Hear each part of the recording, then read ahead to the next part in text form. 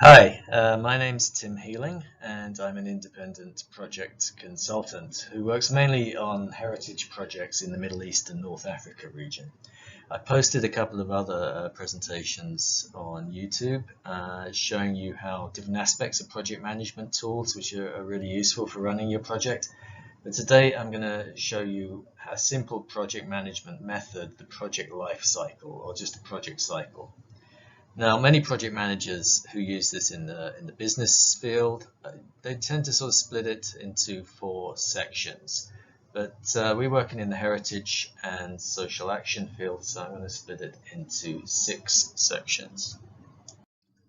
You can see on this diagram the project life cycle, the full cycle, and I divided it into 6 sections and labeled them. And we work our way around with each project we work on. So first of all, we identify the problems for that project. 2, we analyze and prioritize those problems. 3, we agree the aim and objectives and identify possible solutions. 4, we plan. 5, we implement the project.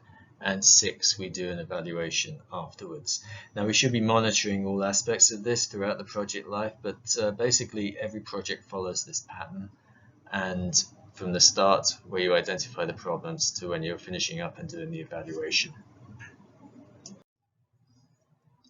With stage 1, identify the problems.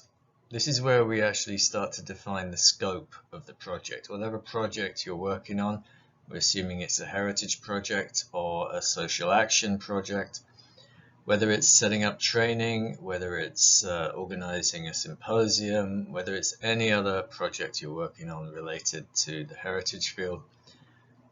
Basically, the first question we need to ask ourselves is, what exactly are we trying to achieve? So we need to think about the overall aim and the different things we need to do to reach that aim. Basically, what is the purpose of the project? The next question we need to ask ourselves is, how does this fit in strategically with our museum, with our institution, or with our organization, whoever we're working for, whoever we're doing the project for? Why exactly is this project needed, and what are the objectives? We need to be clear what the expected outcome is, but we also need to make sure that we're going to monitor our way to the project's success. Every aspect of the project needs to be monitored just to check we don't go off path. Once we know what the final outcome of the project is and what our expectations that it will be, and how we're going to monitor that success, we can identify the problems we're going to face along the way. And once we've done that and made a list of those problems, we can start to draft a project plan.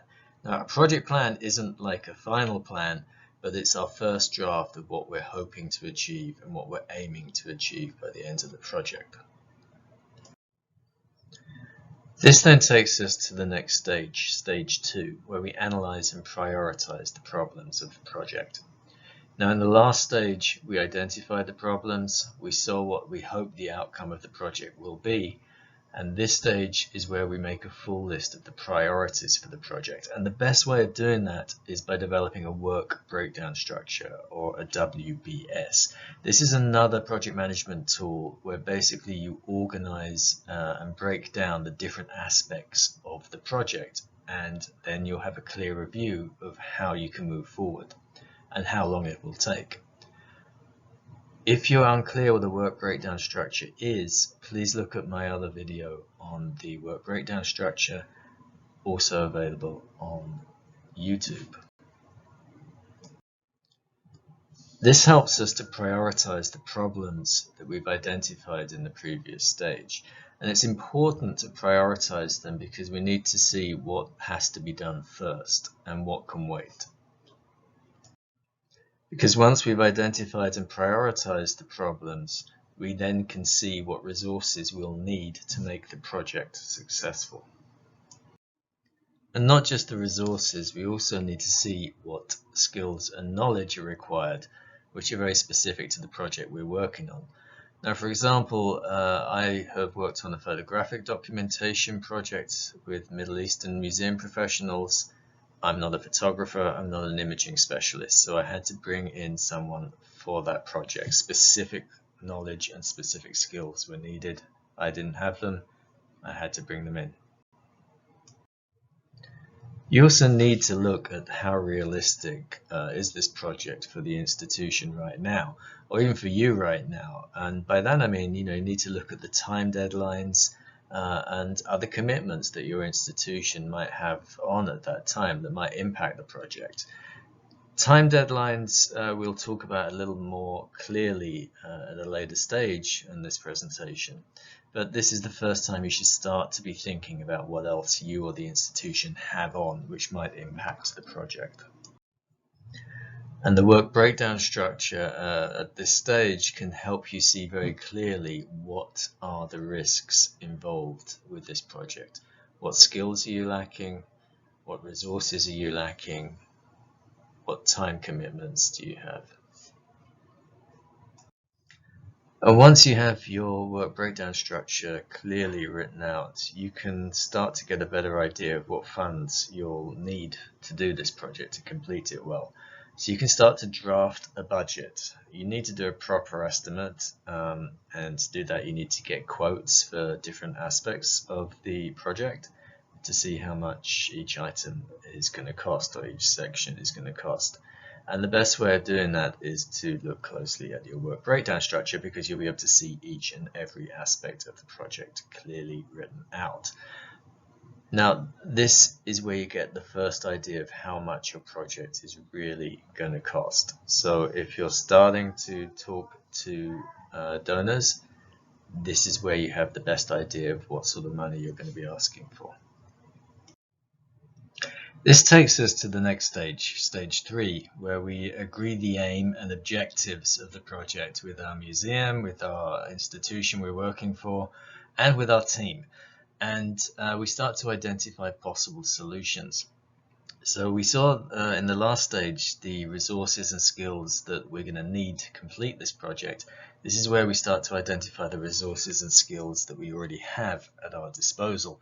And one of the ways we can do this is by working our way through a critical path diagram. And this is a diagram which really shows us the quickest path to do a project, so we can start to see how quickly the project, or how long the project will in fact take. But again, it uses the work breakdown structure. It's another project management tool that I use quite a lot, and it helps me see the project from start to finish. So we're going to look at what resources we already have for this project, what skills and knowledge we already have available to us, either in our team or in our institution. And maybe we already have some funds available to us already for this project. And once the critical path diagram, we look at it closely, we can start to be aware of other factors which are impacting on our team's life and other projects that they may be working on. And we can start to be a little more realistic about the time factors and what can be achieved and when it can be achieved. All these things need to be considered, and the critical path diagram is a good way of starting to look at these things.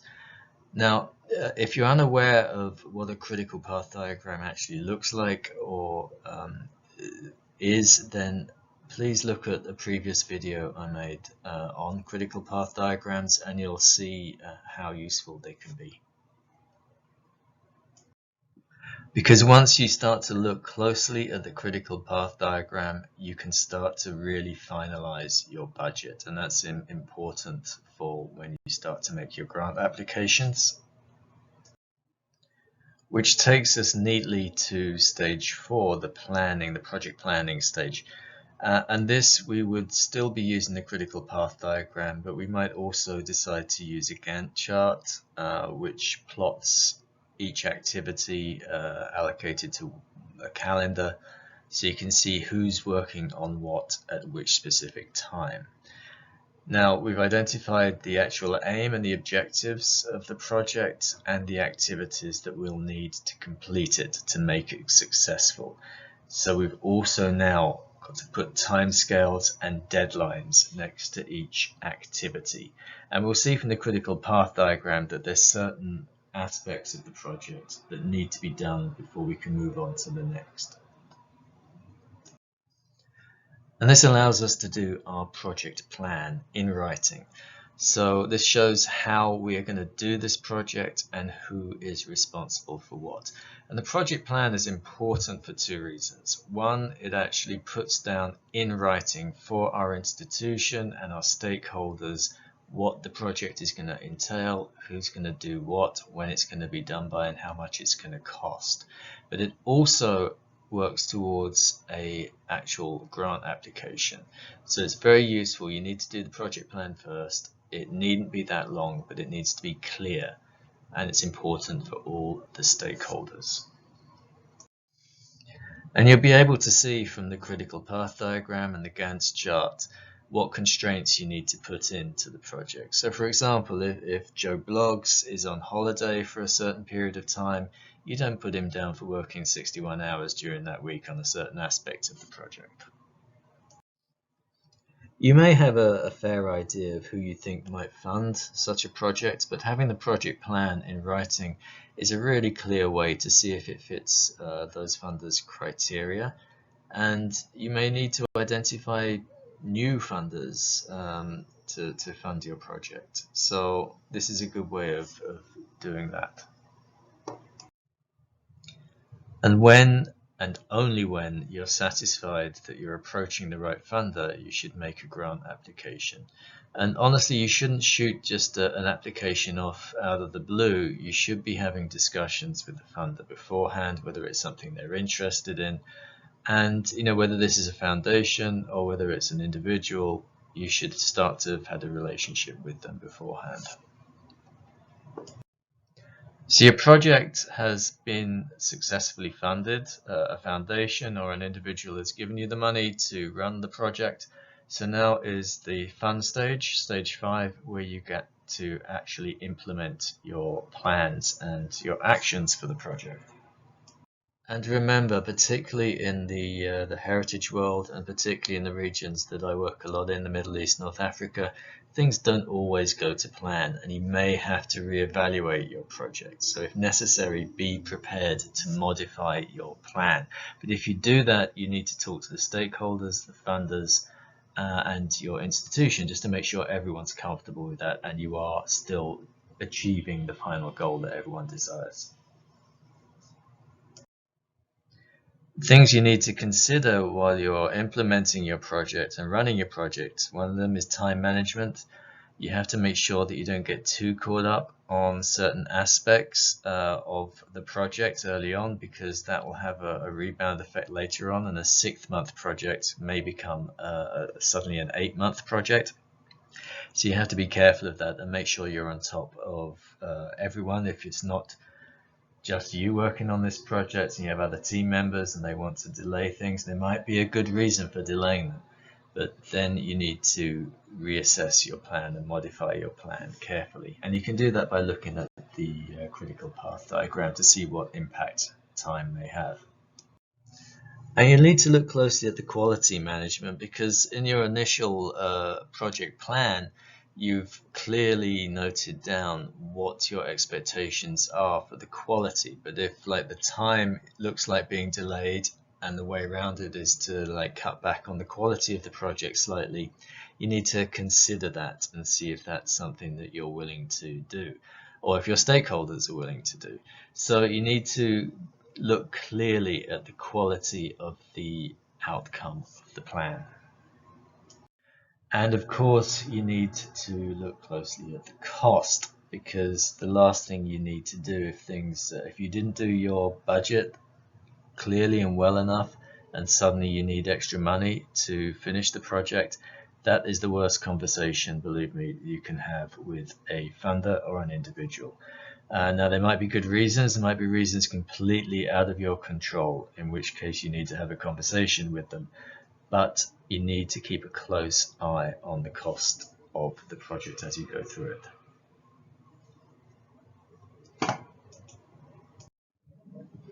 And of course, working in certain regions, you need to be aware of the risk. So you need to monitor the different risks, the risks you've identified before, but there's also new risks that come about when you least expect them. So you need to adapt quickly and work on your plan to make sure those risks are minimized. And of course, each aspect of the project's implementation, you need to monitor it closely to make sure none of these aspects slip: the time, quality, cost, or risk. So monitoring is really important, and if you have a team, you need to constantly check with them and make sure their part of the project is on track, so nothing goes and falls behind. So congratulations, you're now on stage 6 of the project lifecycle, the evaluation stage. And this is an important stage because, well, congratulations, you've finished the project, but now you need to ask whether the project was successful. And you talk to your team, and you talk to the main participants and the stakeholders in the project. So you need to find out whether the project has been successful. Did it achieve everything you hoped it would achieve? Was it done on time? Was it done to cost? All those questions. So how exactly do you monitor a project's success? Well, there are 3 types of evaluation, and these are all aspects you need to ask. So first of all, the practical. Did things actually happen? Second is behavioral change. Did people learn? Have they changed their actions or changed their attitudes? And that might not actually be seen immediately. That's probably something that may take 6 months or a year. If you had a training program, for example, you wouldn't necessarily see the final outcome of the training until some time later. You know the individuals have been trained, but how did they use the training? And the third type of evaluation is how well have the objectives been met. So that's it. That's the project lifecycle. It's a very simple and useful project management method for running a project, and it's something I use a lot in, as I said, the heritage projects I work on, and particularly in the Middle East, because it does really help you to identify any risks involved and keep an eye on the quality and time of your project. So I'm Tim Healing. I'm a project consultant for Tim Healing Project Management LLC. Please like this video or write to me and tell me if there's any other project management tool or method you'd like to learn about. I have a Facebook page, Tim Healing Project Management. Please visit that as well, and you can contact me through there. Thank you very much.